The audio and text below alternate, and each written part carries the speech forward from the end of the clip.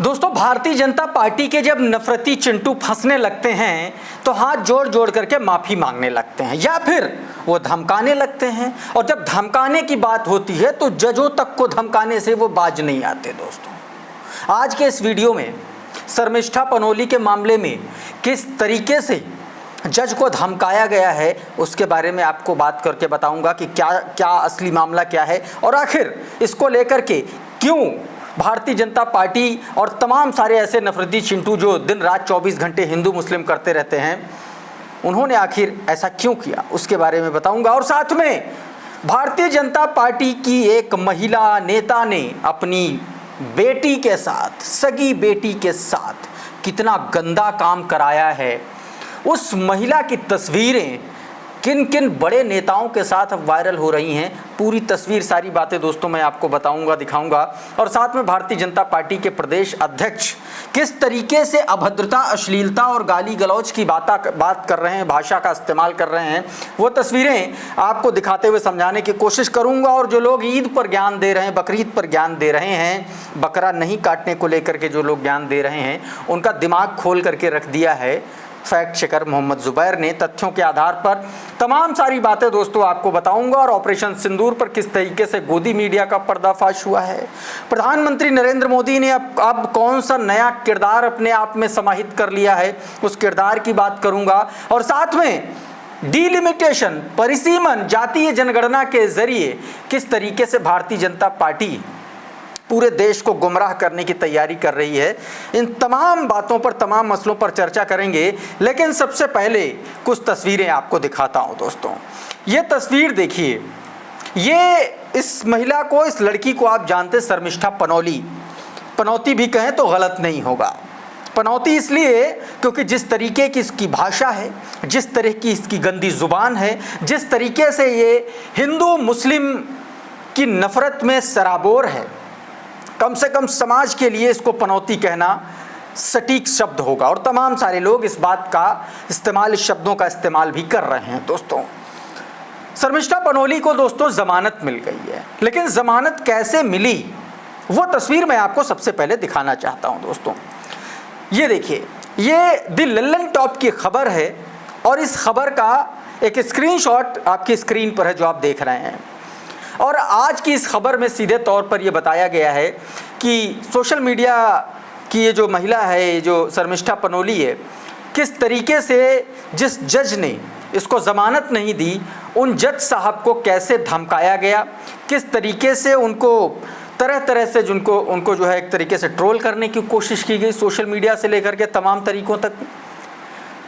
और उसके बाद यह खबर आती है कि सोशल मीडिया पर जहर उगलने वाली ये लड़की, इसको ज़मानत मिल गई। आपको पता है कि इससे पहले जज साहब ने सुनवाई से पहले, मेरे ख्याल से 3 तारीख को सुनवाई हुई थी, और तब जज साहब ने ये कहा था कि अभिव्यक्ति की आज़ादी का मतलब ये नहीं होता है कि आप किसी को कुछ भी बोलेंगी।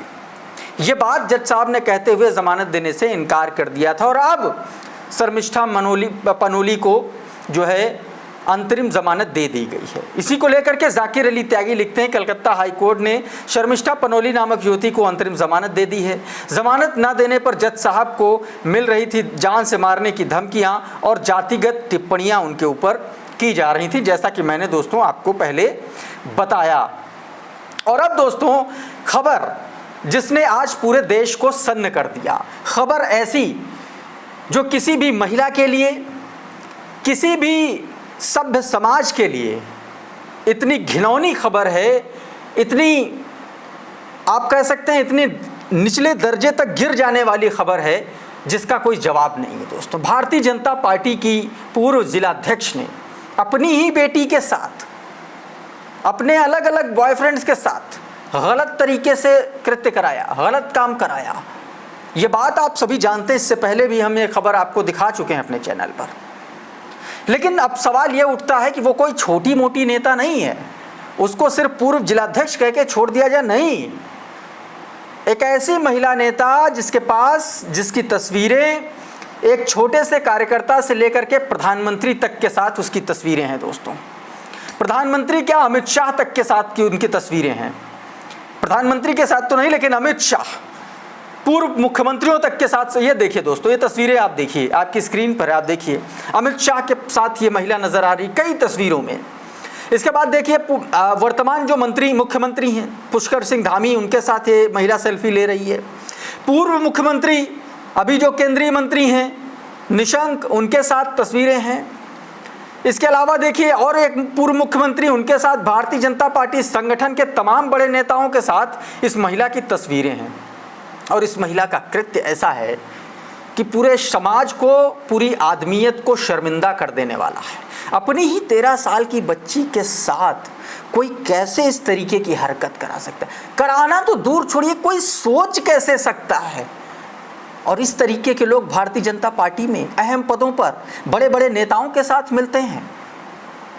भारतीय जनता पार्टी के नेता अश्लीलता, बेशर्मी, अभद्रता, गाली गलौज, गंदगी, गंदेपन, गटर छाप भाषा के जीते जागते उदाहरण बन चुके हैं, जीते जागते स्मारक बन चुके हैं दोस्तों। मनोहर लाल धाकड़ से लेकर के बलिया वाले बब्बन रघुवंशी तक और विजय शाह से लेकर के बिहार के जो प्रदेश अध्यक्ष हैं वहां तक भारतीय जनता पार्टी गालियों का पूरा एक स्मारक है, जो सीधे तौर पर इस समाज को, सोसाइटी को दूषित करने का काम भारतीय जनता पार्टी के लोग कर रहे हैं।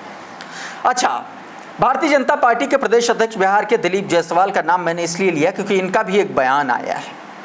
यह बयान मुझे लगता है आपको सबसे पहले सुनना चाहिए और उसके बाद आगे की बात। ये बयान सुनिए पहले। बकथेथी करने वाला, थेथरोलॉजी करने वाला नेता नहीं होता। तो थेथरोलॉजी करने वाले सबको रोड पर ले आते हैं। अरे गाली बकना, उल्टा सीधा बोलना, हमको बोलिए ना 50 गाली राहुल गांधी को बक देंगे। हमारे गांव में तो और खतरनाक गाली सब लोग बोलता है। मास्टर को भी बोलते थे, पढ़ाने के वक्त तो बोलते थे मत तोरी मैं मास्टर बात के ना पढ़ तो दोस्तों आपने सुन लिया कि किस तरीके से दिलीप जायसवाल किस तरह से कितनी गंदी, कितनी गटर छाप भाषा का इस्तेमाल करते हुए नजर आ रहे हैं दोस्तों। सुरेंद्र राजपूत इसी वीडियो को कोट करते हुए लिखते हैं कि गालीबाज भारतीय जनता पार्टी की संस्कृति है और इस पर उनको गर्व है। वो भाजपा के प्रदेश अध्यक्ष दिलीप जायसवाल हों या प्रवक्ता, मोदी जी स्वयं इसी परंपरा के पोषक हैं। दोस्तों आपको याद है कि किस तरीके से बीते दिनों प्रेम शुक्ला नाम के बदतमीज आदमी ने, गालीबाज आदमी ने, गुंडे आदमी ने, गटर छाप भाषा के प्रणेता ने किस तरीके से सुरेंद्र सिंह राजपूत जी की दिवंगत मां के लिए गटर छाप भाषा का इस्तेमाल किया था। दोस्तों कितना गिरा हुआ आदमी, कितने गिरे हुए लोग इस तरीके की भाषा का इस्तेमाल करते हैं दोस्तों। अब बात करते हैं बकरीद की दोस्तों लगातार लोग इस तरीके की तस्वीरें सोशल मीडिया पर शेयर कर रहे हैं जिसमें केक पर बकरी बैठी हुई है और लिखा हुआ है happy Eid, cut cake not innocent animals. यही तस्वीर शेयर की गई एक ट्विटर हैंडल द्वारा, नो कन्वर्सेशन। यहां से ये तस्वीर शेयर हुई और इस पर मोहम्मद जुबैर ने अपने तथ्यों और तर्कों के साथ भारतीय जनता पार्टी के उन तमाम नफरती चिंटुओं को, उन तमाम नए पैदा हुए आप कह सकते हैं जो तर्कशील अपने आप को बताते हैं, जो अपने आप को बुद्धिजीवी बताते हैं, उनको करारा जवाब दे दिया। अपने ट्वीट में लिखते हुए मोहम्मद जुबैर ने बता दिया कि किस तरीके से बीफ, गोट और तमाम सारे ऐसे जानवरों के गोश्त को भारत कितना एक्सपोर्ट कर रहा है। दोस्तों मोहम्मद जुबैर अपने ट्वीट में लिखते हैं we should start cutting cake on Bakrid not animal because India has to export meat of these innocent animal, buffalo, sheep, goat meat to Arab countries. In the year 2023-2024, India export buffalo meat during the year 2023-24 was 1295603 12,95,603 metric ton. इतना जो है buffalo का meet export किया भारत में। The goat and sheep meat export by India in the year 2023-24 10,829 metric tonne. बता दिया कि इतना मीट जो है भारत ने एक्सपोर्ट किया है गल्फ कंट्रीज को। और इसीलिए मोहम्मद जुबैर ने कहा कि बकरीद पर बकरे काटने की बजाय केक इसलिए काटा जाना चाहिए क्योंकि सारा का सारा जो मीट है वो भारत जो है गल्फ कंट्रीज़ को एक्सपोर्ट कर सके। और उसके साथ उन्होंने बाकायदा इसको सबूत के तौर पर बताया है कि कितना कितना एक्सपोर्ट कब कब हुआ है, कौन कौन से फाइनेंशियल ईयर में। ये तस्वीरें आप आराम से देख सकते हैं। अब दोस्तों बात करते हैं चिन्नास्वामी स्टेडियम में स्टैम्पीड के बाद मारे गए लोगों की और उस दुखद घटना पर गोदी मीडिया के छल प्रपंच और झूठ के गुंबदों की। दोस्तों गोदी मीडिया और गोदी मीडिया से जुड़े तमाम सारे ऐसे पत्रकार, तमाम सारे ऐसे नफरती चिंटू, तमाम सारे गोदी सोशल मीडिया इन्फ्लुएंसर इस तरीके की बात कर रहे हैं।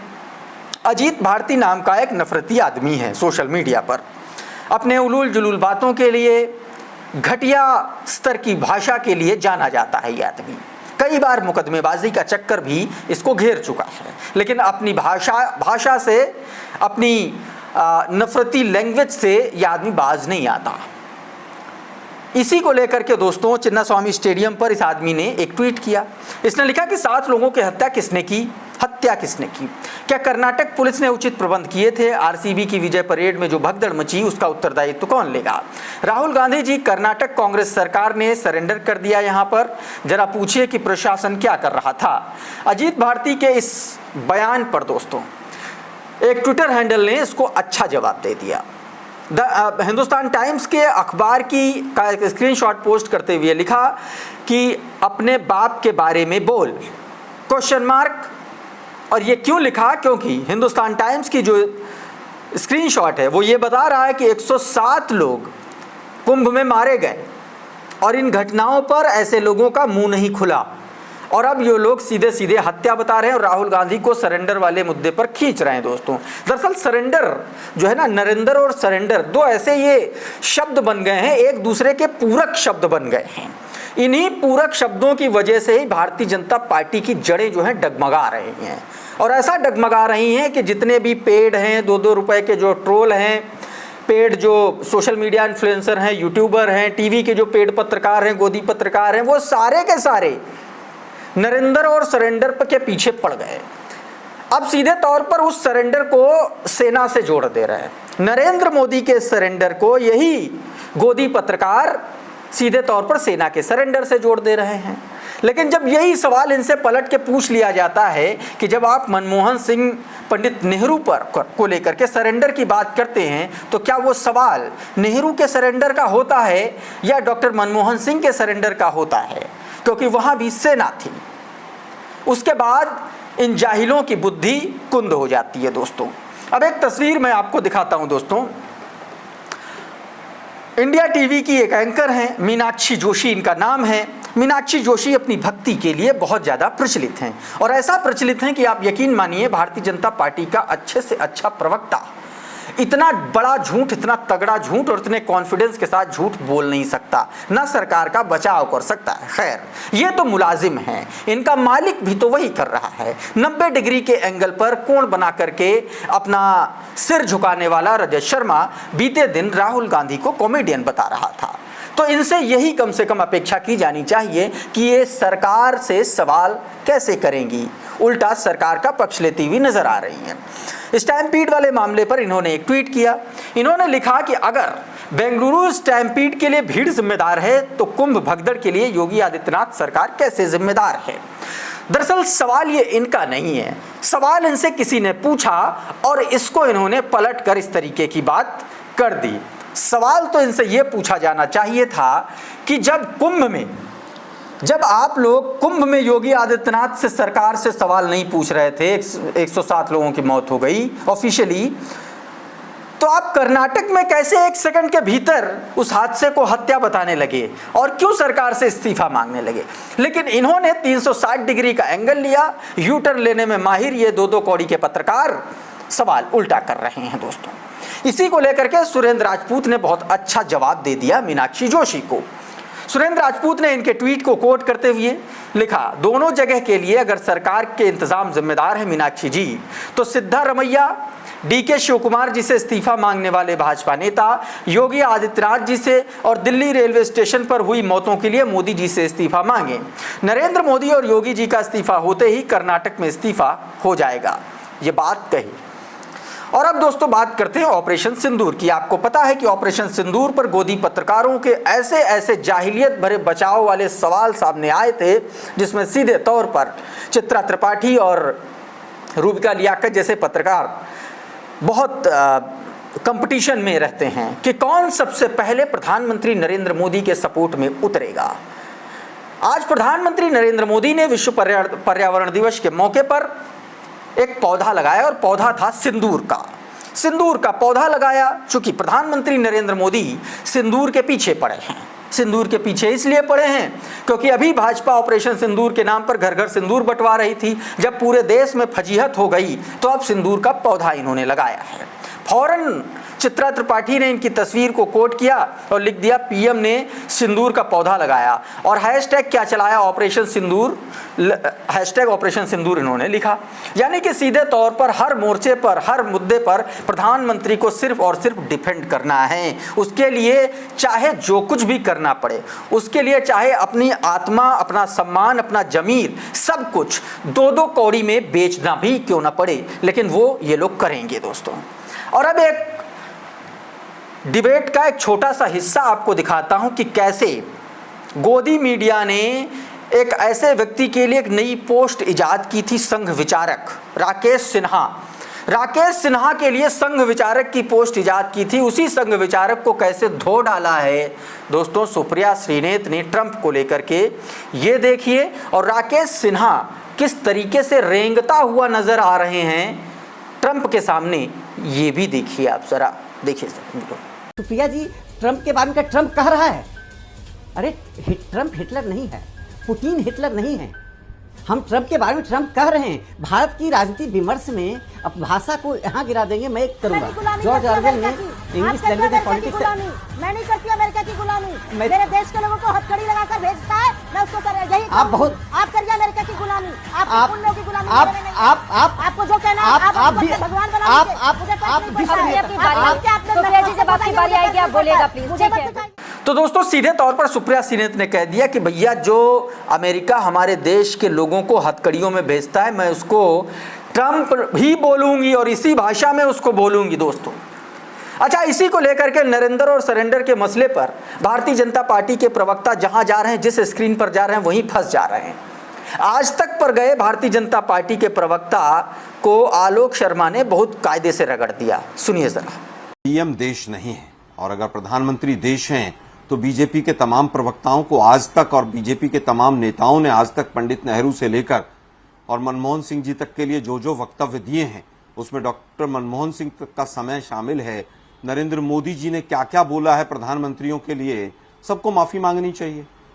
मैं फिर कहूंगा कि सवाल उठाना जब वो विपक्ष में थे तब भी जायज था, और आज अगर हम विपक्ष में हैं तब भी जायज है। प्रधानमंत्री देश नहीं है, भाजपा देश नहीं है। क्या 20 जवान शहीद नहीं हुए थे? वो चाइना की कौन सी भूमि पर हुए थे? क्या वो बफरलैंड थी, चाइना की भूमि थी, हमारी भूमि थी? हमारे 20 जवान शहीद हुए और मोदी जी ने क्लीन चिट दी। क्या वो सरेंडर नहीं था मोदी जी का? पूरी तरह से सरेंडर था। क्या चाइना को जवाब दिया गया? मैं समझता हूं कि मोदी जी ने क्लीन चिट देकर इंटरनेशनल जियोपॉलिटिक्स में चाइना को अपर हैंड दिया। चाइना के हाथ में खेल तो नहीं रहे थे मोदी जी। मुझे लगता है कि सवाल उठाने से पहले सोचना चाहिए कि हमने क्या क्या किया। सीधे तौर पर आलोक शर्मा ने कहा कि 56 इंची छाती तब कहां थी जब चीन हमारी जमीन पर कब्जा कर रहा था और आप खामोश रहे। देश नरेंद्र मोदी नहीं है और न ही भाजपा हिंदुस्तान है। ये लोकतंत्र है, सवाल पूछेंगे और जवाब भी लेंगे दोस्तों। और अब एक तस्वीर दिखाता हूं कि कैसे अरविंद केजरीवाल की योजनाओं पर डाका डाल रही है प्रधानमंत्री नरेंद्र मोदी और भारतीय जनता पार्टी की सरकार। ये तस्वीरें देखिए, प्रधानमंत्री नरेंद्र मोदी हरी झंडी दिखला रहे हैं। ये हरी झंडी दरअसल दिल्ली में जो है कुछ बसें चलाई गई हैं उनको लेकर के। मोदी जी ने सिर्फ एक काम किया है भाजपा ने कि बसों का नाम बदल दिया है। इसी को लेकर के दोस्तों आपका मेहता नाम से एक ट्विटर हैंडल है, उन्होंने ट्वीट किया, उन्होंने कहा टुडे ही फ्लैग्ड ऑफ बस which were added and produced by Arvind Kejriwal Delhi government. These mohalla buses were renamed as Devi buses and flagged off by PM Modi. कुछ तो शर्म कर लो मोदी जी, काम केजरीवाल का नाम बीजेपी का। सीधे तौर पर जिन बसों को मोहल्ला बसों का नाम दिया गया था, अरविंद केजरीवाल जिसको लेकर के आए थे, उसकी झंडी दिखाने के लिए मोदी जी को बुला लिया गया। यानी कि मोदी जी कुछ दिन में अगर किसी साइकिल और किसी कार वाले को हरी झंडी दिखाते हुए दिख जाए तो भी आप आश्चर्य मत मानिएगा, क्योंकि सारा क्रेडिट मोदी जी को ही लेना है, दिल्ली सरकार को भी नहीं लेने देना है। अरविंद केजरीवाल तो बहुत दूर की बात है। और अब बात करते हैं दोस्तों डीलिमिटेशन की, जातीय जनगणना की। दोस्तों जातीय जनगणना को लेकर के भारतीय जनता पार्टी का जो गेम प्लान है वो पूरा का पूरा खुलासा हो गया है। विपक्ष ये कह रहा है कि भारतीय जनता पार्टी और केंद्र की मोदी सरकार जो है वो डीलिमिटेशन के जरिए दक्षिण भारत की सीटें कम करना चाहती है। वरिष्ठ पत्रकार प्रशांत टंडन ने क्या कहा है इस मामले में, वो आपको सुनना चाहिए। तो ये जो सेंसस हो रहा है ये 3 बड़ी चीजें तय करेगा। जी। एक, महिला आरक्षण विधानसभाओं में और लोकसभा में, इसी सेंसस से तय होना है डिलिमिटेशन। इसी सेंसस से डिलिमिटेशन तय होना है कि राज्यों में कौन सा राज्य की कितनी सीटें होंगी लोकसभा में और लोकसभा की कुल सीटें कितनी होंगी, ये इसी सेंसस से तय होना है। और ये जातिवार सेंसस भी है, तो आरक्षण की लिमिट और वो सब बातें भी इसी सेंसस से होनी है। ये तीनों चीजें मोदी जी के लिए मुश्किल है इंप्लीमेंट करना। तो ये होते होते 2027 जो सेंसस का टाइम है, लगभग आधा एक जो क्वार्टर वो निकल जाएगा, तब सेंसस का काम शुरू होगा 27 में। तो उसका डेटा आते आते 2029 के इलेक्शन में ना जातिवार जनगणना का डेटा सामने आ रहा है, ना महिला आरक्षण इसमें इंप्लीमेंट हो पाएगा और ना ही डीलिमिटेशन हो सकता है, क्योंकि डीलिमिटेशन अपने आप में एक 1.5-2 साल का प्रोसेस है। जी। तो ये तीनों कांटों का ताज मोदी जी चाहते हैं कि 2029 के चुनाव के बाद जो सरकार चुनकर आए, जो प्रधानमंत्री चुनकर आए, वो इस झमेले को झेले। मैं इसको करके चला जाऊंगा। तो दोस्तों इस तरीके से भारतीय जनता पार्टी हर मंच पर हर जगह एक्सपोज हो रही है। इस वीडियो में इतना ही। बहुत बहुत शुक्रिया, बहुत बहुत धन्यवाद। आज जुड़े रहिए द लाइव टीवी के साथ। नमस्कार।